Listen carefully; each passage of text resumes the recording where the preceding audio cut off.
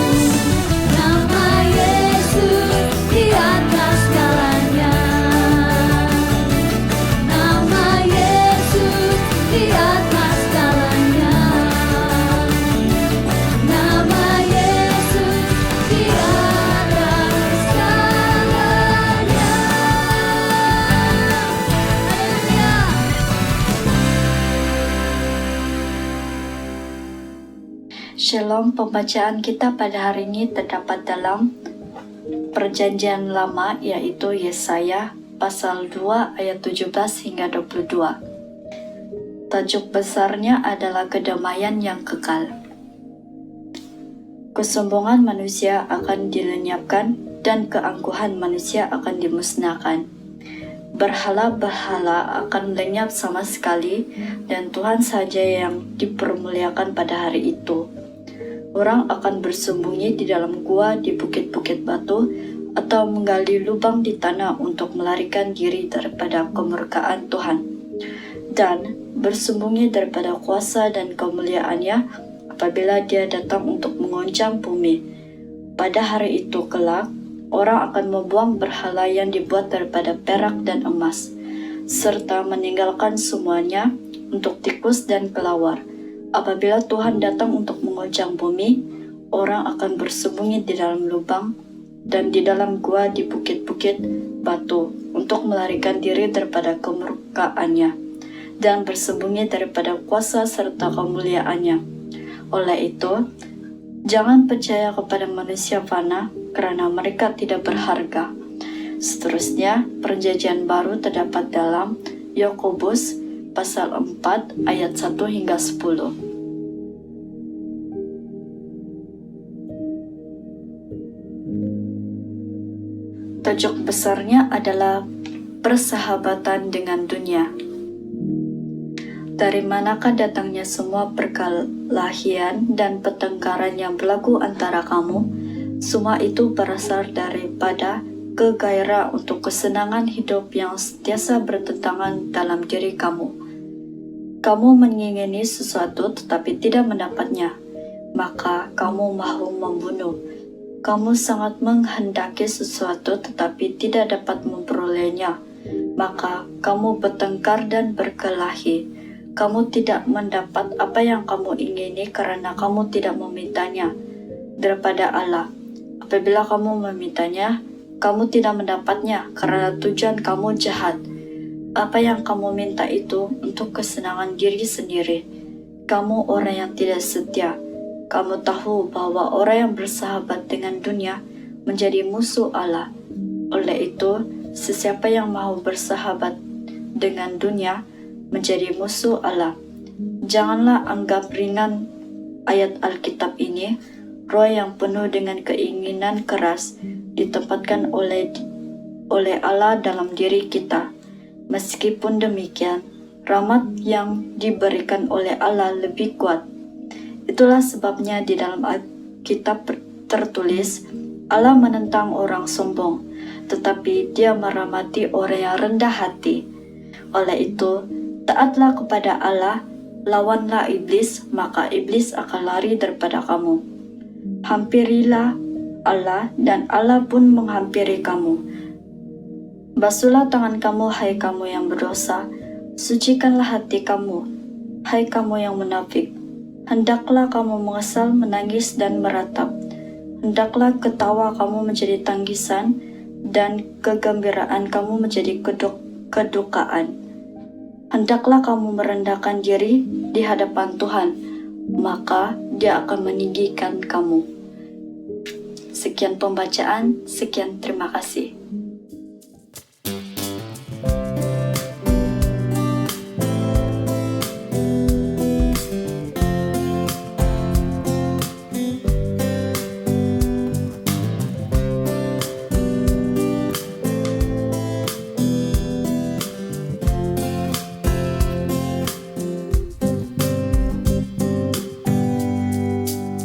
Tuhan ialah pelindungku,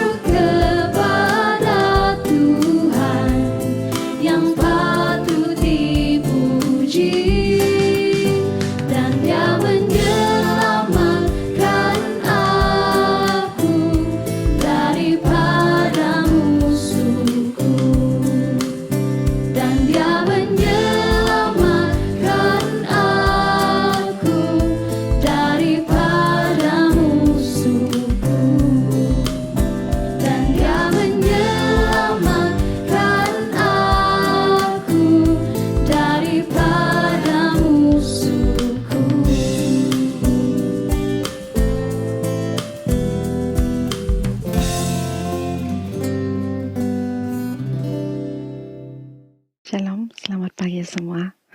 Bertemu kita dalam ibadah online pada pagi ini.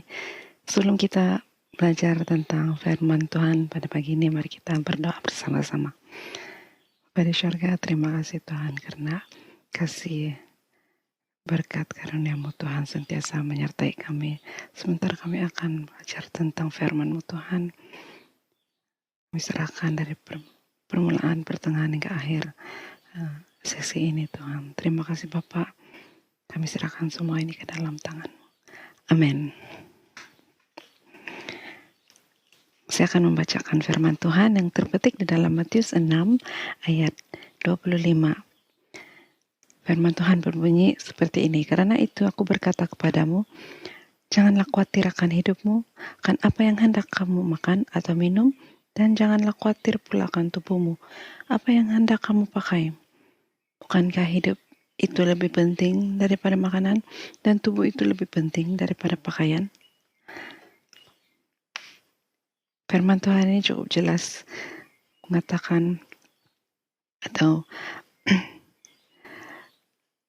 menyampaikan kata-kata nasihat seperti janganlah khawatir akan kehidupan.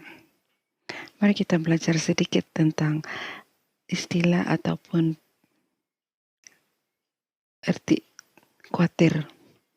Khawatir adalah gejala emosi yang sangat mirip dengan kegelisahan. Kita cakap khawatir ini bimbang, risau. Perkataan seperti begitu. Dalam Dewan Bahasa dan Pustaka, perkataan khawatir membawa maksud cemas atau takut akan berlakunya sesuatu, berasa gelisah atau tidak sedap hati karena memikirkan sesuatu. Bimbang, sentiasa bimbang. Ada kebimbangan dalam pikiran, itu maksudnya khawatir. Jadi bimbang ini adalah sifat normal bagi kehidupan manusia.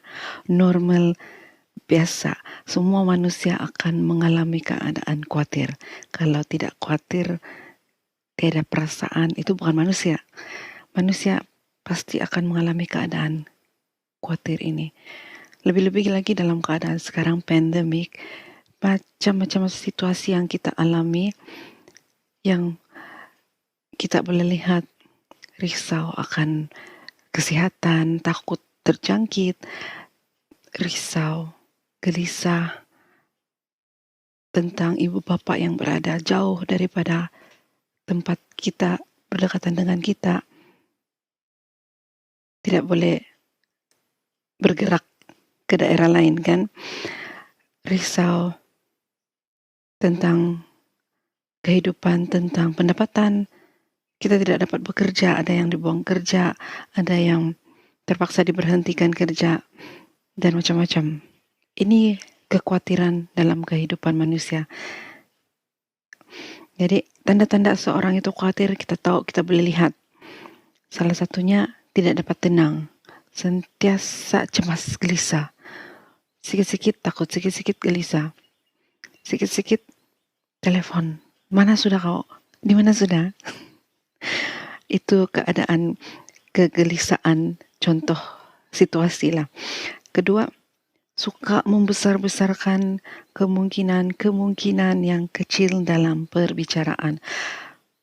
Kalau tidak dorang tidak buat begitu, tidak jadi begini nih. Kalau ataupun alah nanti saya pergi sana begitu tuh. Keadaan belum jadi, sudah terfikir dalam otak. Itu kegelisahan, kerisauan yang melanda manusia zaman sekarang. Begitulah keadaan dia, contoh keadaan. Satu lagi tanda seorang itu khawatir atau cemas dalam keadaan bimbang. Sukar untuk tidur, sukar untuk rehat. Kenapa sukar untuk rehat? Pikiran manusia yang dalam keadaan ini tidak dapat berhenti berpikir. Tidak dapat berhenti berpikir, jadi bekerja itu otak berpikir. Jadi dia tidak dapat rehat, tidak dapat tidur. Ada akibat orang yang sentiasa khawatir ini. Apa akibatnya? Mengikut kajian, ada beberapa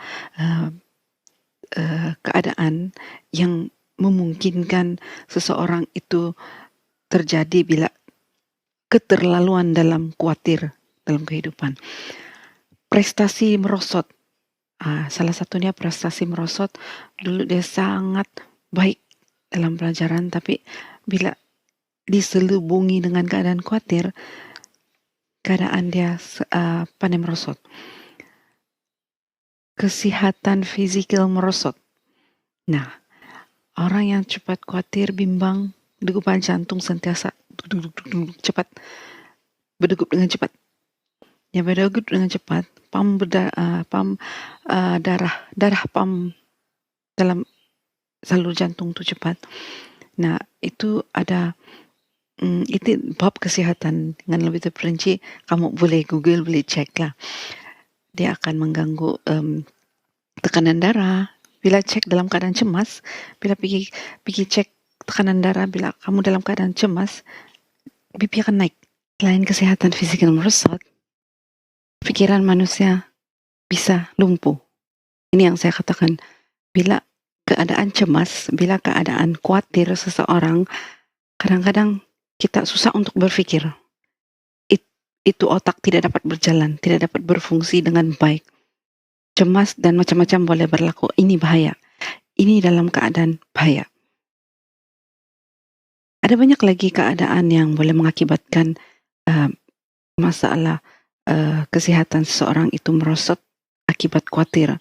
Antara dia gangguan saraf, jadi tegang, pernah rasa tegang-tegang sebab terlalu cemas, terlalu khawatir sepanjang masa. Otot rasa tegang-tegang, kadar gula dalam badan mungkin tidak normal, maksudnya kadar kandungan gula itu tidak normal bagi bagi manusia biasa. Kenapa ini gula? Itu kita rujuk di bagian kesehatan lebih lanjut lah ya. Jantung ada masalah, ini yang seperti saya cakap tadi, degupan jantung akan semakin kuat. Selain daripada itu, ada masalah tidur. Ya, masalah tidur seperti yang sudah saya cakap tadi. Ginjal pun berkemungkinan boleh menjadi masalah. Itu disebabkan kandungan gula juga itu. Manusia yang sentiasa gelisah, ada yang jenis manusia yang bila risau, bila bimbang, bila tegang, akan mencari ketenangan dengan cara tersendiri. Salah satu cara dia itu makan. Bila rasa makan, dia akan rasa tenang. Nah, ini bahaya. Bila takut, bila cemas, bila bimbang, kita makan. Kadang-kadang jumlah makanan yang kita terima untuk badan kita itu dia melebihi daripada yang sepatutnya dan memudarat. Ini boleh memudaratkan sistem pencernaan dalam badan kita. Jadi hati-hati bila kita mengambil makanan ketika dalam keadaan bimbang atau marah atau ya begitu. Jadi apa kata firman Tuhan tentang rasa khawatir, tentang rasa bimbang, cemas ini? Bagaimana kita mau mengatasi sebagai seorang Kristen? Bagaimana kita mau mengatasi keadaan ini bila kita dalam keadaan cemas, keadaan bimbang? Dalam firman Tuhan, mari kita sama-sama belajar.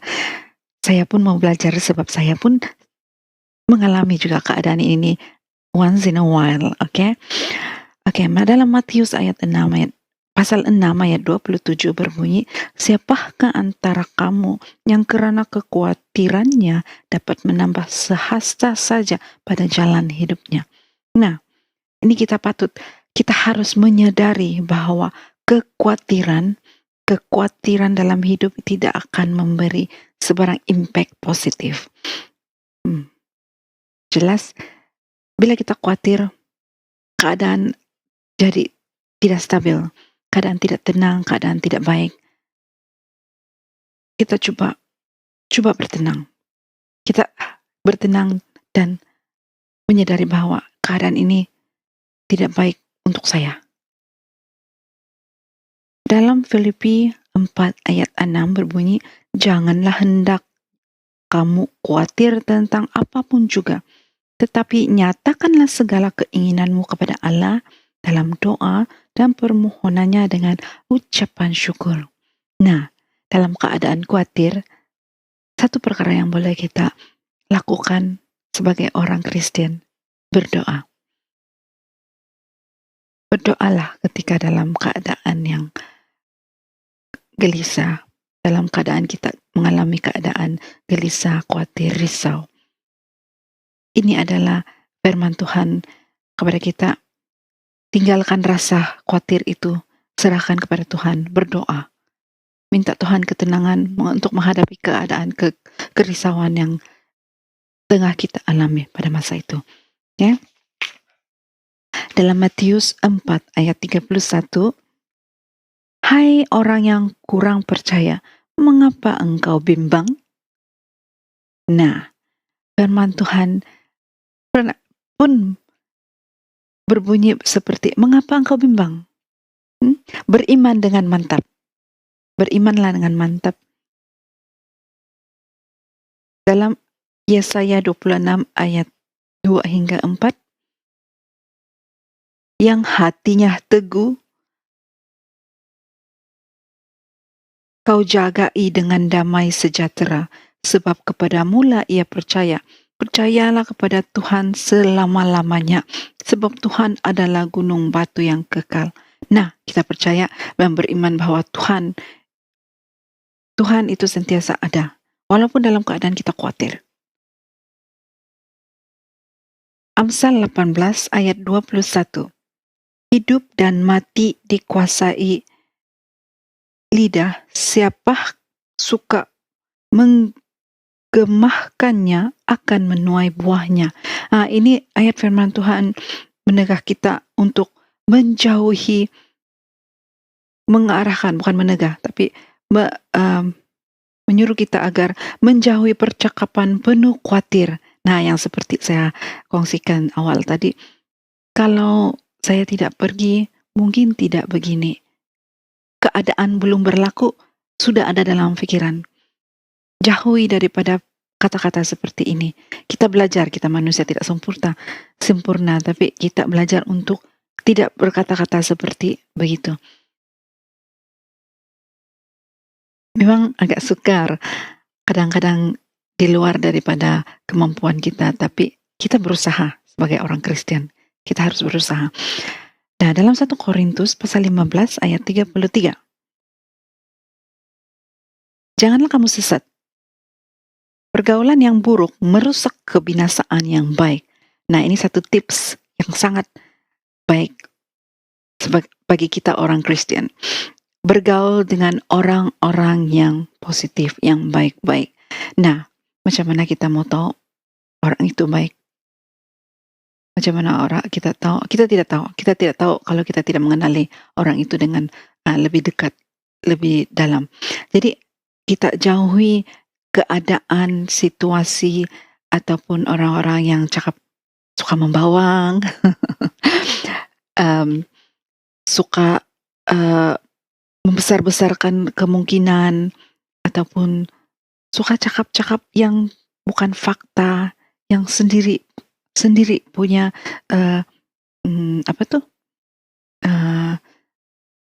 pikiran. Nah, ini untuk kebaikan kita semua. Kalau kita terlalu berada dalam lingkungan orang-orang yang grup ini, itu akan mempengaruhi pikiran dan kehidupan kita.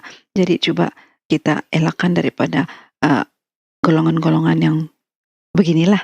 Bukan mengelak sepenuhnya lah, tapi elakkan bercakap ataupun memanjangkan cerita-cerita yang tidak berfaedah, tidak positif itu. Oke? Dan ayat firman Tuhan, ya itu ayat 5 ayat firman Tuhan, 6 ayat firman Tuhan yang sudah saya kongsi sebentar tadi. Dan satu lagi mungkin kita boleh adapt dalam kehidupan harian kita sebagai seorang Kristen. Kita belajar dari anak-anak sekolah minggu, apa yang mereka belajar. percaya firman-Nya dan banyakkan mengisi firman-Nya. Jangan dengan cara menghafal firman Tuhan dengan kata-kata firman Tuhan secara berulang. Nah, bila kita dalam keadaan khawatir, risau, ini paling senang kita ingat hafalan anak sekolah minggu. Jangan khawatir, Tuhan cakap jangan khawatir, berdoa. Nah, coba bila dalam keadaan seperti itu kita coba amalkan beberapa perkara yang sudah saya kongsikan. Saya juga coba untuk mengamalkan ini, sebab saya juga manusia. Kita manusia ini tidak lari daripada keadaan sifat khawatir ini. Oke? Itu beberapa kata-kata yang saya boleh kongsikan pada pagi ini dalam ibadah kita melalui perkongsian firman Tuhan juga. Jadi hari ini kita sudah sama-sama belajar bahwa bersikap khawatir tidak baik dan memudaratkan banyak aspek kehidupan kita. Itu poin pertama. Nah, firman Tuhan itu menyatakan jangan khawatir. Berulang-ulang kali dalam firman Tuhan dalam Alkitab. Dan berusahalah kita untuk hidup tanpa khawatir. Agak mustahil, tapi kita berusaha untuk hidup. Tetapi kita sentiasa bersandar kepadanya. Untuk segala sesuatu kita hadapi dalam kehidupan ini. Kita kadang-kadang kita khawatir untuk mungkin saya akan pergi begitu. Ini bukan saya saja yang mengalami ini, ramai orang. Kita semua mengalami ini. Jadi bersandar kepadanya, kita percaya kita sebagai seorang Kristen, semua itu akan berlaku. Jangan khawatir. Dan bersandar kepadanya sentiasa. Demikian firman Tuhan yang saya dapat kongsikan buat kita semua pada pagi ini. Saya harap perkongsian singkat ini dapat membantu kita untuk menghadapi keadaan-keadaan kita dalam masa pandemik ataupun masa-masa akan datang. Kita sama-sama untuk berusaha untuk hidup menurut firman Tuhan. Sekian firman Tuhan untuk pagi ini. Sebelum kita berakhir, mari kita berdoa bersama-sama. Bapa di syurga, Tuhan, terima kasih karena firman Tuhan dan juga perkongsian pada pagi ini, Tuhan. Kami belajar tentang kehidupan ini tidak lari daripada kekhawatiran dan masalah lain. Namun kami percaya, Tuhan, bila kami memohon dan berdoa dan bersandar terus kepadamu, Tuhan, Engkau sentiasa ada, Tuhan. Tolong kami, Tuhan, untuk menghadapi keadaan-keadaan kehidupan kami ini, di kehidupan kami seterusnya nih, Tuhan. Terima kasih Bapa atas firman-Mu, Tuhan. Terima kasih Tuhan atas masa ini, Tuhan. Terpuji nama-Mu, Tuhan, kami berdoa. Amin.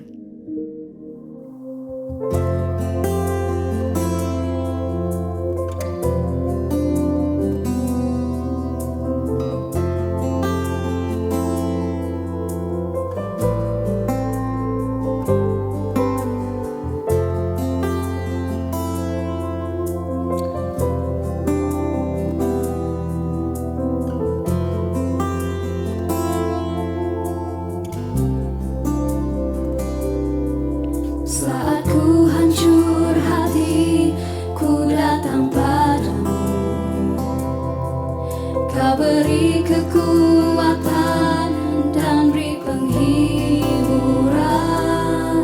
Saat tak seorang pun dapat ku andalkan, Kau yang memberi jalan, Kau yang menuntunku.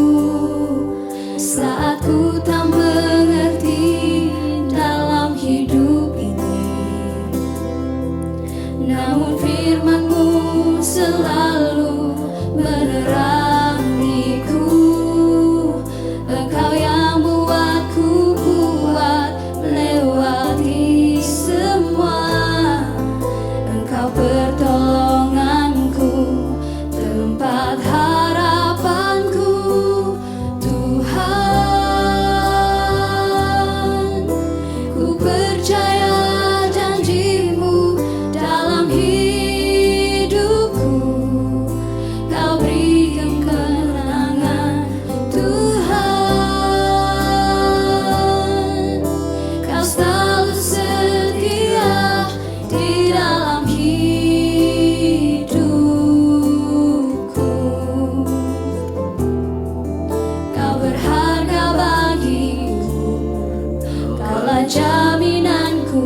dalam hidupku.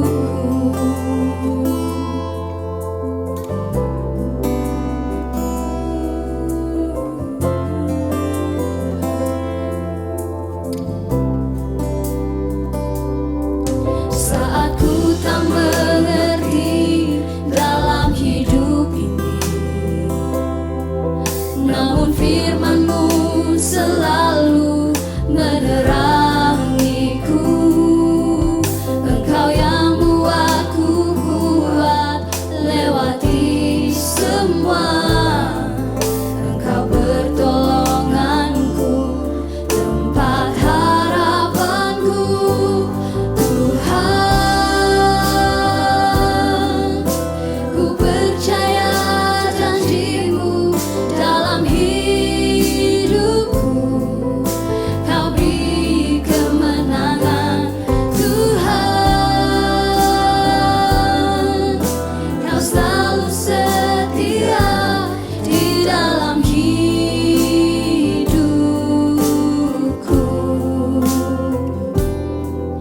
Kau berharga bagiku, Kaulah jaminanku dalam hidupku.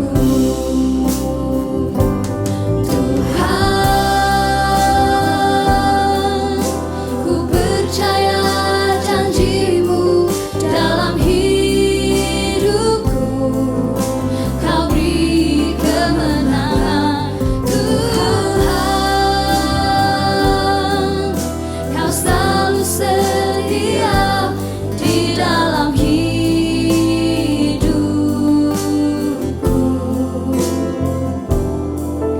Kau berharga bagiku, Kaulah jaminanku dalam hidupku. Kau berharga bagiku, Kaulah jaminanku dalam hidupku. Kau berharga bagiku, Kaulah jaminanku dalam hidupku.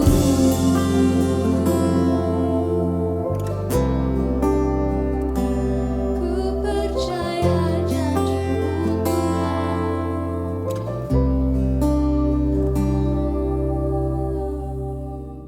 Sebelum kita mengakhiri ibadah pada pagi ini, kita masuk dalam sesi doa khusus. Kita doakan beberapa perkara. Kita doakan Malaysia, negara kita. Nah, doakan agar keadaan, kestabilan, keharmonian dalam keadaan yang baik. Pemimpin negara juga kita doakan. Kita doakan keadaan pandemik di negara kita juga. Doakan juga SIB Kaliangau, gereja dan juga jemaat. Kita tahu lama sudah kita tidak datang ke gereja.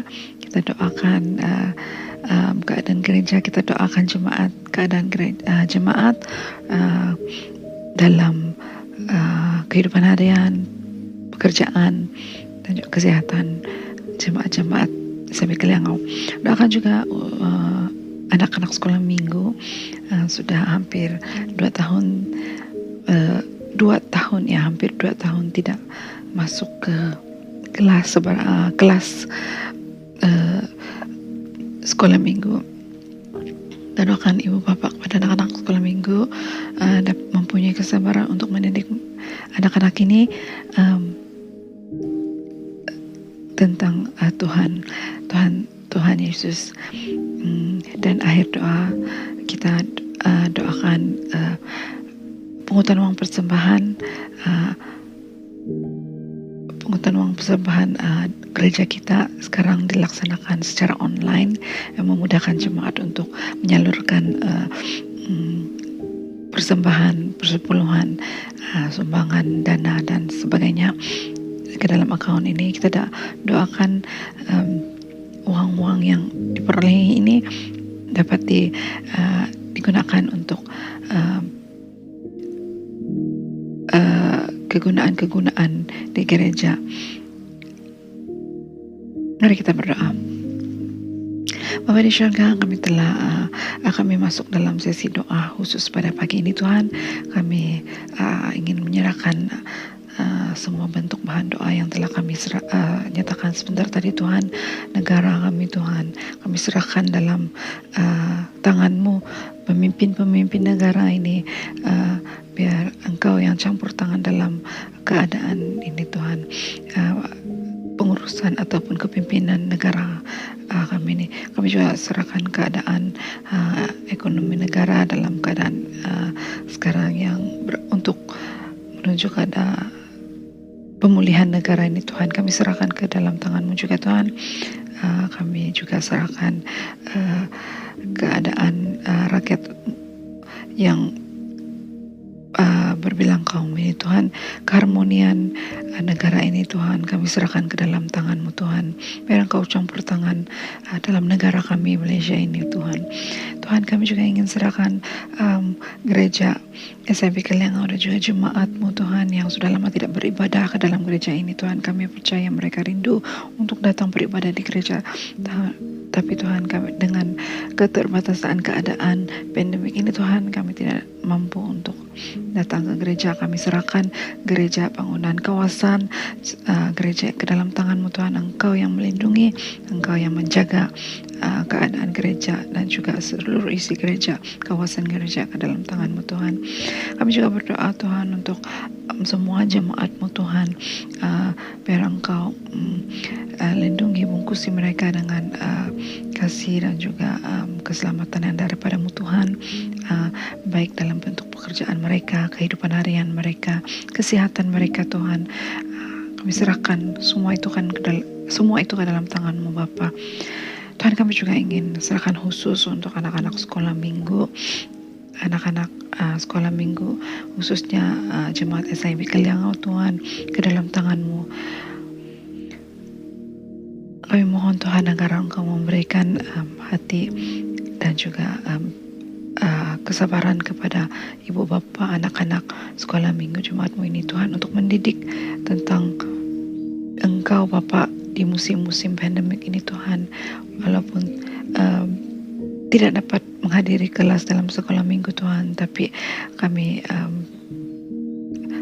berdoa khusus untuk ibu bapa ini supaya dapat menggunakan segala platform ataupun sumber pembelajaran tentang-Mu Tuhan kepada anak-anak kecil ini Tuhan. Kami serahkan mereka semua ini Tuhan ke dalam tangan-Mu, biar Engkau yang menjaga mereka, melindungi mereka. Tuhan, kami juga ingin serahkan pungutan uang persembahan yang sekarang ini dilaksanakan dalam online, saluran online saja Tuhan. Kami berdoa Tuhan agar jemaat-Mu yang memberi dapat memberi dengan hati yang ikhlas, dengan hati yang tenang Tuhan, dan juga kami serahkan pungutan uang persembahan yang akan diterima ini Tuhan, agar dapat digunakan untuk kegunaan dalam penggunaan gereja dan juga kegunaan di dalam aktiviti gereja Bapa di surga. Tuhan, ibadah kami pada pagi ini Tuhan sudah selesai. Terima kasih Tuhan karena Engkau sentiasa menyertai kami. Kami mohon Tuhan agar Engkau terus-menerus menyertai kami dalam kehidupan kami selepas ini Tuhan. Lindungi kami, bungkusi kami dengan kasih perlindungan daripada-Mu Tuhan. Terima kasih, kami serahkan semua ini ke dalam tangan-Mu. Amin. Terima kasih saya ucapkan kepada semua jemaat yang telah mengikuti sesi ibadah online pada hari ini sehingga selesai. Saya yakin semua kita diberkati dengan pujian penyembahan dan firman Tuhan yang telah disampaikan sebentar tadi. Sebelum mengakhiri ibadah pada hari ini, saya ingin mengingatkan semua jemaat untuk kekal selamat dan jaga diri. Tuhan memberkati dan selamat berehat. Jumpa lagi pada sesi minggu depan. Bye!